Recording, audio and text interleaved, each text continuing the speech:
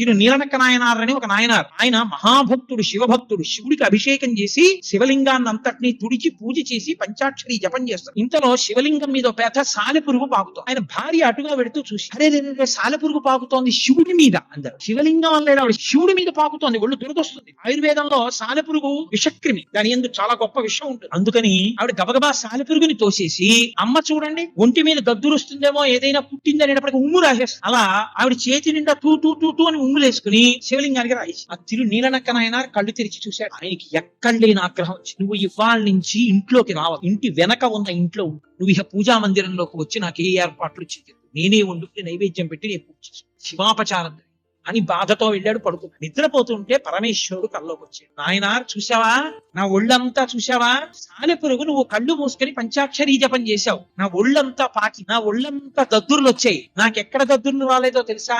ఎక్కడ నీ భార్య శివలింగం శివుడే అని నమ్మి, శివుడి మీదే సాలెపురుగు పాకుతోందని నమ్మి, శివుడికి దద్దురెక్కుతుందని భావించి సాలెపురుగుని తీసి ఉమ్ము రాసేసిందో భక్తి ఉన్మాదంలో అక్కడ దద్దురెక్కలేదు. మిగిలినవన్నీ దద్దుర్లెక్కే. నీకు కష్టం అనిపించింది, నాకు ఆవిడ భక్తి కనపడింది, భార్య కాళ్ళ మీద పడి తీసుకురావాలి. శివుడికి క్షమార్పణ చెప్పి తిరు నీలనక్క నాయనార్ భార్య కాళ్ళ మీద పడి ఇంట్లోకి తీసుకు. ఆయనకి కావలసింది ప్రేమ ఉంటే ఉపచారంతో సంబంధం లేదు. ఉపచారాలు ఇన్ని చేసి ప్రేమ లేకపోతే ఆయనకు